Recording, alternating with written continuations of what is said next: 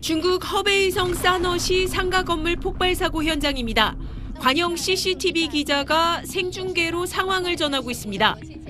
那么在知道这个事故之后的第一时间，我们是从北京市出发赶赴现场。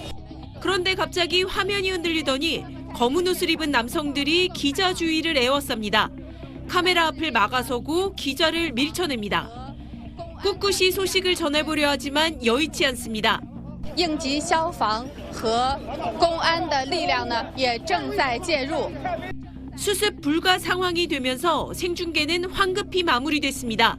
앵커들도 당혹감을 감추지 못합니다. 好的，海玲，也请你注意安全。 또 다른 기자도 경찰 10여 명에 둘러싸인 채 끌려가는 등 당국이 취재 활동을 제한하는 모습이 담긴 영상이 잇따라 공개됐습니다. 중국 기자협회는 즉각 비판 성명을 냈습니다. 기자는 현장을 있는 그대로 보도하고 대중의 알 권리를 보장한다며 한 장의 보도자료가 현장 보도를 대체할 수 없다고 강조했습니다. 당국의 보도자료나 발표를 그대로 전달하는 게 관행인 중국 매체들이 당국을 비판하는 집단 성명을 낸 건 극히 이례적입니다. 어제 폭발 사고가 난 현장 주변입니다. 지금 사고 건물 50m 밖으로 경찰이 통제를 하고 있는 상태고요. 인근 주민들도 신분증 검사를 해야만 안으로 출입을 할 수가 있습니다. 취재 차단 비난 여론에 싸너시 당국은 방법이 거칠었다며 뒤늦게 사과했습니다. 폭발 사고 사상자는 하루 새 크게 늘어 지금까지 7명이 숨지고 27명이 다친 걸로 집계됐습니다. 싸너시에서 SBS 권란입니다.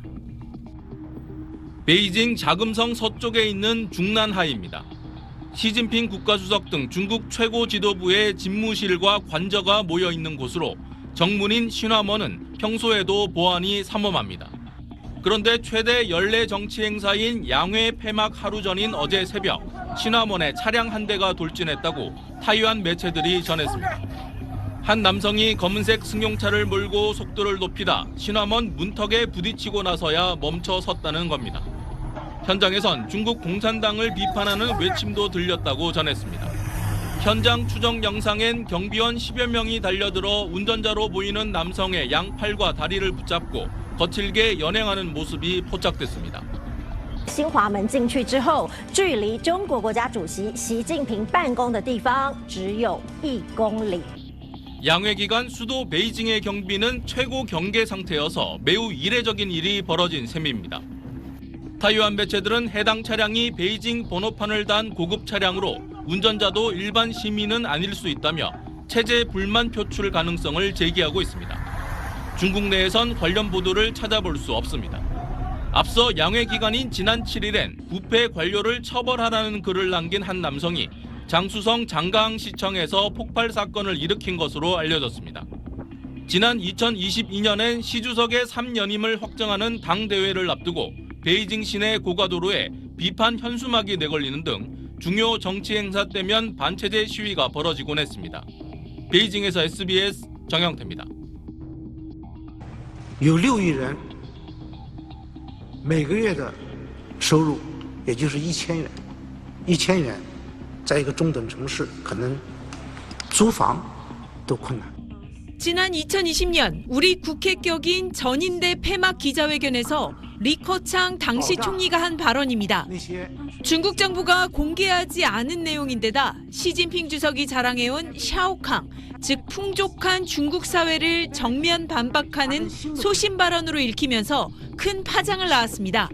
정협과 전인대, 두 개의 회의를 뜻하는 양회가 오늘부터 시작됐지만 중국 총리의 이런 기자회견은 앞으로 볼 수 없게 됐습니다. 不举行总理记者会，如无特殊情况，本届全国人大后几年已不再举行总理记者会。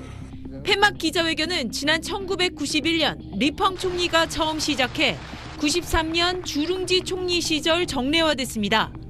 생방송으로 송출이 되는데 취재가 어려운 중국에서 서열 2위인 총리가 내외신 기자들의 질문에 답해 양회의 하이라이트로 꼽혀왔습니다.